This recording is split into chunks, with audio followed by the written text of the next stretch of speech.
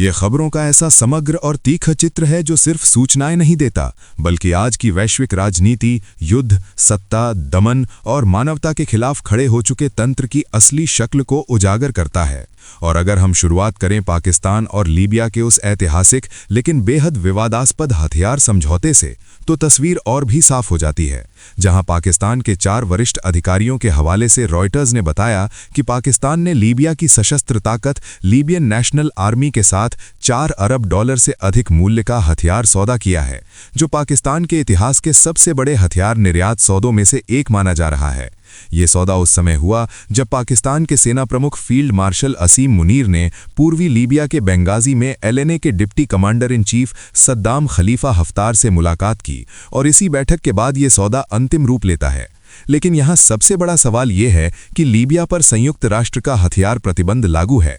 देश 2011 में Muammar Gaddafi के पतन के बाद से ही राजनीतिक और सैन्य रूप से बटा हुआ है।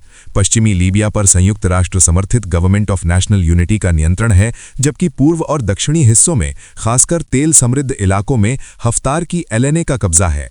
ऐसे में पाकिस्तान का ये कदम अंतर्राष्ट्रीय कानून और वैश्विक निगरानी के दायरे में आ गया है। सौदे के मसौदे के अनुसार इसमें 16 JF-17 multi role fighter jet और 12 सुपर मुशाक ट्रेनिंग एयरक्राफ्ट शामिल हैं। JF-17, जिसे पाकिस्तान और चीन ने मिलकर विकसित किया है, वो आधुनिक युद्ध क्षमता वाला विमान है, और अधिकारियों का कहना है कि ये सौदा केवल हवाई नहीं बल्कि थल, नौ और वायु तीनों क्षेत्रों के सैन्य उपकरणों को कवर करता है, और लगभग 2.5 साल में इसकी आपूर्ति की योजना है। सौदे की कीमत को लेकर भी अलग अलग अनुमान हैं। कुछ अधिकारी इसे $4 अरब से अधिक बता रहे हैं, जबकि अन्य के अनुसार ये लगभग $4.6 अरब तक जा सकता है। लेकिन पाकिस्तान की सरकार, रक्षा मंत्रालय या सेना की ओर से इस पर कोई आधिकारिक बयान सामने नहीं आया है।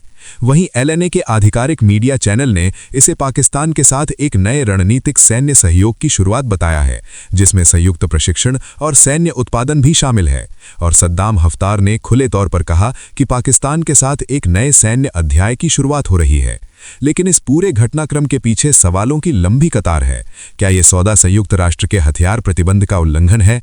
क्या ये लीबिया के गृह संघर्ष को और भड़काएगा? और क्या पाकिस्तान वैश्विक हथियार बाजार में अपनी स्थिति मजबूत करने के लिए अंतर्राष्ट्रीय नियमों को नजरअंदाज कर रहा है?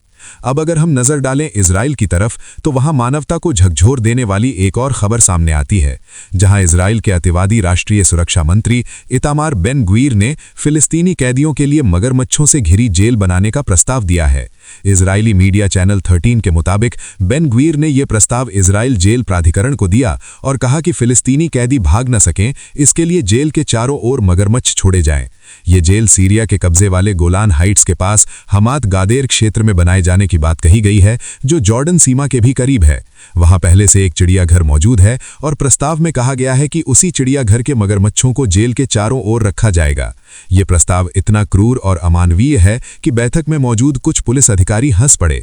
लेकिन हैरानी की बात यह है कि जेल प्राधिकरण इसे पूरी तरह खारिज करने के बजाय इसकी व्यावहारिकता की जांच कर रहा है। ये वही इजराइल है जिस पर पहले ही फिलिस्तीनी कैदियों के साथ यातना, अमानवीय व्यवहार और अंतर्राष्ट्रीय कानून के उल्लंघन के गंभीर आरोप लगते रहे हैं। और अब मगरमच्छों से घिरी जेल की कल्पना ये बताती है कि सत्ता के नशे में इंसानियत कितनी नीचे गिर सकती है। इसी इजराइल की एक और रणनीति पश्चिमी तट में धीरे धीरे पूरे फिलिस्तीन को अपने नक्शे में शामिल करने की है।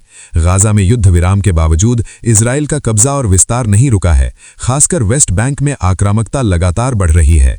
हाल ही में इजरायली कैबिनेट ने कब्जे वाले क्षेत्रों में 19 नई बस्तियों को मंजूरी दी है, जिसका सीधा मकसद एक स्वतंत्र फिलिस्तीनी राज्य की संभावना को खत्म करना है। पिछले हफ्ते ही पूर्वी यरूशलेम के सिलवान इलाके में 13 फ्लैटों वाला एक भवन गिरा दिया गया, जिससे लगभग 100 फिलिस्तीनी बेघर हो गए। संयुक्त राष्ट्र के आंकड़ों के अनुसार 2017 के बाद से इजरायली बस्ती विस्तार अपने उच्चतम स्तर पर पहुंच गया है।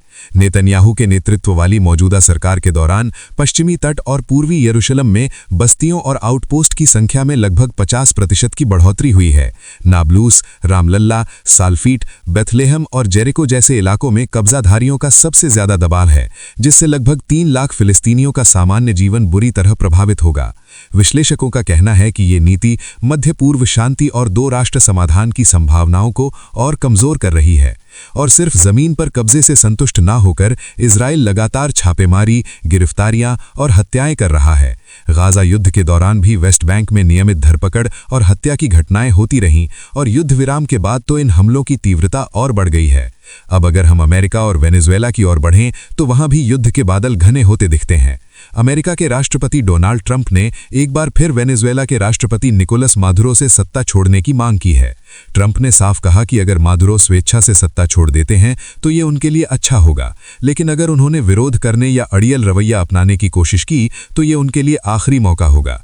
बीते कुछ महीनों में ट्रंप प्रशासन ने कैरिबियन क्षेत्र में वेनेजुएला को निशाना बनाकर युद्धपोत और हजारों सैनिक तैनात किए हैं और पिछले 2 हफ्तों में अमेरिकी बलों ने 2 तेल टैंकर भी जब्त किए हैं। जब पत्रकारों ने ट्रंप से पूछा कि क्या ये सब मादुरो को जबरन सत्ता से हटाने की तैयारी है, तो ट्रंप ने कहा कि सब कुछ मादुरो पर निर्भर है और सत्ता छोड़ना उनके लिए समझदारी होगी, लेकिन अगर उन्होंने प्रतिरोध किया तो उन्हें खत्म कर दिया जाएगा। ट्रंप ने यह भी कहा कि मादुरो अगर तकरार करना चाहते हैं तो ये आखिरी बार होगा। यही नहीं, ट्रंप ने कोलंबिया के राष्ट्रपति गुस्तावो पेट्रो पर भी तीखा हमला बोला और कहा कि वो अमेरिका के दोस्त नहीं बल्कि बहुत बुरे आदमी हैं जो कोकीन बनाकर अमेरिका भेजते हैं। ट्रंप ने मादक पदार्थों की तस्करी रोकने के नाम पर पहले कैरिबियन क्षेत्र में सैन्य शक्ति तैनात की और अब उसी ताकत का इस्तेमाल मादुरो को हटाने के लिए किया जा रहा है। अमेरिकी हवाई हमलों में अब तक 100 से अधिक लोगों के मारे जाने की खबर है।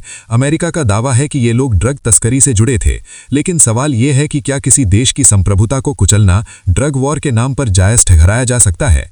अब अगर हम सीरिया की तरफ देखें तो वहां भी निराशाजनक तस्वीर सामने आती है। तानाशाह बशर अल असद के पतन के 1 साल बाद भी शांति और आम लोगों की उम्मीदें बहाल नहीं हो सकी हैं। नई सरकार ने बदख्यात जेलों को बंद करने का वादा किया था, लेकिन रॉयटर्स की एक जांच में सामने आया है कि कम से कम 28 असद युग की जेलें, डिटेंशन सेंटर और कैदखाने फिर से चालू हो चुके हैं। नई सरकार की सुरक्षा एजेंसियों ने बड़े पैमाने पर गिरफ्तारियां की हैं। पहले असद के वफादार और छोड़े गए सैनिकों को निशाना बनाया गया और बाद में असद से जुड़े अलावी समुदाय के कई लोगों को, खासकर तटीय क्षेत्रों में हिंसा के बाद। इसका मतलब साफ है कि सत्ता बदली है, लेकिन दमन का ढांचा जस का तस है। और अंत में अगर हम लेबनान की बात करें तो वहां भी युद्ध विराम सिर्फ कागजों में है। इजरायली सेना ने दावा किया है कि उसने दक्षिणी लेबनान के सिडॉन इलाके में एक हमले में हिजबुल्लाह के 3 सदस्यों को मार गिराया है, जिनमें से एक लेबनानी खुफिया एजेंसी के लिए काम करता था। हालांकि हिजबुल्लाह या लेबनानी अधिकारियों की ओर से तत्काल कोई प्रतिक्रिया नहीं आई है। लेबनान की सरकारी समाचार एजेंसी ने 3 लोगों की मौत की पुष्टि की है।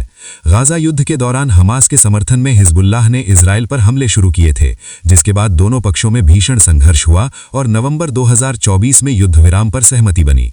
लेकिन इजराइल लगातार इस युद्ध विराम का उल्लंघन कर रहा है। अब तक इजरायली हमलों में 4000 से अधिक लेबनानी मारे जा चुके हैं और करीब 17,000 घायल हुए हैं। युद्ध विराम के तहत जनवरी में दक्षिणी लेबनान से इजरायली सेना की वापसी होनी थी।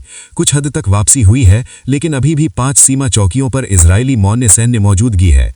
और यह पूरी कहानी एक कड़वी सच्चाई बयान करती है कि आज की दुनिया में ताकतवर देश हथियारों के सौदे, जेलों में मगरमच्छ, बस्तियों का विस्तार, सत्ता परिवर्तन की धमकियां और युद्ध विराम के उल्लंघन को सामान्य नीति बना चुके हैं, जबकि आम इंसान सिर्फ इस ताकत की राजनीति का शिकार बनकर रह गया है।